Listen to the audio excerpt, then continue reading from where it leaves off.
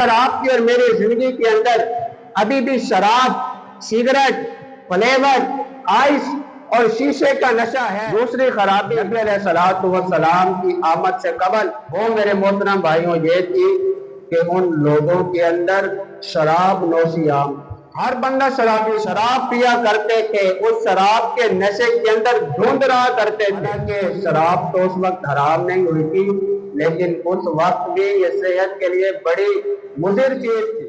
اس کا استعمال میرے محترم بھائیوں کثرت کے ساتھ کیا جاتا تھا، شراب نوشی کیا کرتے تھے۔ کو دنگ کر دینے والی، انسان کا ہوش و حواس باختہ کر دینے والی شراب وہ عام تھی۔ اللہ فرماتے ہیں دنیا کائنات کے لوگوں، ہم نے تم پر احسان کیا ہے، آمنہ کے لال کو بھیجا ہے۔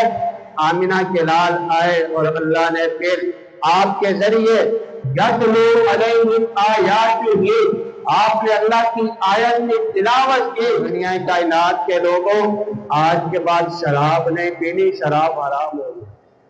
حضور تو آئے میرے محترم بھائیوں آپ کو اور مجھے نشے سے آزاد کروانے کے لیے۔ اگر آپ کی اور میری زندگی کے اندر ابھی بھی شراب، سگریٹ، فلیور، آئس اور شیشے کا نشہ بھی حقہ پینے کے شوقین ہے، اگر آج آپ بھی تمباکو نوشی کرنے پر آمادہ ہیں تو یاد رکھیے گا آپ غلام ہیں، آپ نے آزادی نہیں حاصل کی۔